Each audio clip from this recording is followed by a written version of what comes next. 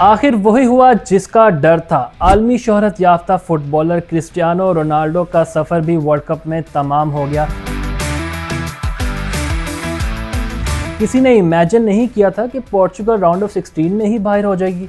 हमने तो ये सोचा था कि क्वार्टर फाइनल में यही टीम खेलेगी, बल्कि सेमीफाइनल में भी जाएंगे और फाइनल में आखिरकार अर्जेंटाइन से हमारा मुकाबला पड़ेगा, क्योंकि मेसी के जो फैंस ना इस वक्त सोशल मीडिया पर उन्होंने तूफ़ान उठाया हुआ है। ये देख लें, गोट एक ही है और वो है मेसी। वैसे कल रोनाल्डो का बाहर होना हर आंख कल अश्कबार थी। मतलब किसी ने भी ये नहीं सोचा था कि यार चलो कम से कम रोनाल्डो इस वर्ल्ड कप का अच्छा एक एंड करेंगे, और ये भी कहा जा रहा था कि 1000 गोल उनके कंप्लीट होंगे, लेकिन ये ख्वाब भी अधूरा रह चुका है और अब रोनाल्डो का ऑफिशियली फ़ुटबॉल करियर वो भी ख़त्म हो चुका है। बहुत बड़ा एक अपसेट है उनके फैंस के लिए भी।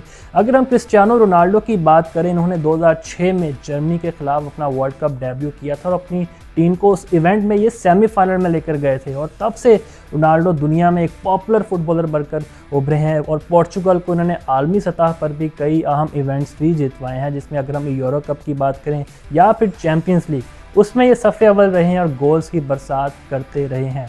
और जैसे मैंने पहले भी कहा, इनके तकरीबन 976 टोटल गोल्स हैं। काश इनके 1000 गोल्स हो जाते, क्योंकि अभी जो इंटरनेशनल इनके गोल्स हैं वो पोर्चुगल की तरफ से वो तो सिर्फ 145 हैं, लेकिन इंटरनेशनली और क्लब्स को मिलाकर इनके 976 गोल्स हैं। लेकिन बहरहाल जी, मेसी के फैंस तो एंजॉय करेंगे। अब देखते हैं, क्योंकि ये भी कहा जा रहा है कि अर्जेंटाइन को तमाम मैचेस मक्खन और मलाई दिए गए हैं। कभी ऑस्ट्रिया से ये जीते हैं, कभी कैप वर्डे को ये हराते हैं। साथ ही साथ नेमार जूनियर का भी ये आखिरी वर्ल्ड कप था, क्योंकि जब उन्होंने आखिरी में गोल किया बहुत आपदीदा नज़र हमें आए हैं, क्योंकि उनकी मैनेजमेंट पर ये एक प्रेशर था कि आप खुदा के लिए इनको बाहर बिठा दें, अगर वो इंजर्ड हैं किसी यंगस्टर को मौका दे दें। लेकिन किसी यंगस्टर को मौका नहीं दिया गया और आखिरकार ब्राज़ील का सफ़र भी इस वर्ल्ड कप में तमाम हुआ। इसी के साथ अगर हम बेल्जियम का जिक्र करें, केविन डी ब्रुयने किसी तारुफ के मोहताज नहीं है, मैनचेस्टर सिटी के ये स्टार प्लेयर हैं। साथ लुकाकू जो 90th मिनट में जाके स्पेशली गोल करते हैं, कि वो किसी भी अगर बड़े इवेंट में हम देखें हमेशा पेश होते हैं। उनका भी ये आखिरी वर्ल्ड कप है। अगर हम Lukaku, Kevin De Bruyne, Neymar Junior या फिर रोनाल्डो की बात करें, तो उनके लिए तो ये एक लिहाज से आखिरी याद ही थी जिसे वो अच्छी ख़त्म करना चाहते थे, लेकिन बहरहाल रिज़ल्ट्स उनके हक में नहीं रहे। तो ये था जी वर्ल्ड कप का सफ़र। अब देखते हैं आगे क्या होता है।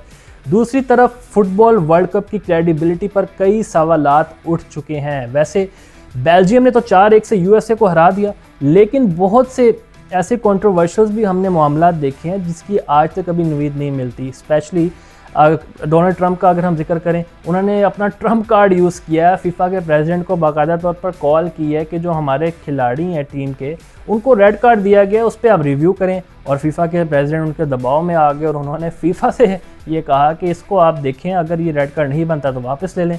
वही हुआ, कार्ड वापस ले लिया गया। और फिर यूईफा की तंजीम ने भी इस पर क्रिटिसाइज़ किया है कि आज तक कभी इस तरह नहीं हुआ कि किसी खिलाड़ी को फेवर दिया जाए, वो भी मेज़बान मुल्क का सदर फ़ोन करके अगर फीफा के सदर प्रेसिडेंट को कहे। तो इस तरह के तो मामला चल रहे हैं फीफा में। बेल्जियम फुटबॉल ऑर्गेनाइजेशन ने भी बाज़ाब्ता तौर पर अपना एहतजाज रिकॉर्ड करवाया फीफा को कि यूएसए को कहीं ना कहीं फेवर दिया जा रहा है, और इसीलिए लगता है कि बेल्जियम ने बदला लिया है जी, यूएसए से 4-1 से इबरतनाक शिकस्त दी है। बहरहाल जी, ये तो फीफा वर्ल्ड कप की कुछ खबरें थी, लेकिन रोनाल्डो का सफ़र इस तरह इख्तिताम होना थोड़ा दुखी ज़रूर करता है शायकीन को, क्योंकि एक बड़ा खिलाड़ी था और बड़े सपने, बड़े ख्वाब थे, लेकिन उन्हें वो पूरा नहीं कर सकते। लेकिन एक बात है कि रोनाल्डो तारीख़ में सिर्फ एक बार ही पैदा हुआ है और बार बार ऐसे रोनाल्डो नहीं आ सकते। लामिन यमाल, एम्बापे या डेम्बेले की हम बात करें, ऐसे भी बहुत से फुटबॉलर्स हैं जिनकी ये ख्वाहिश है कि हम रोनाल्डो की तरह बड़े फुटबॉलर बने, लेकिन जो चार्म एक लेजेंड खिलाड़ी का रहता है उसका कोई और जोड़ नहीं है।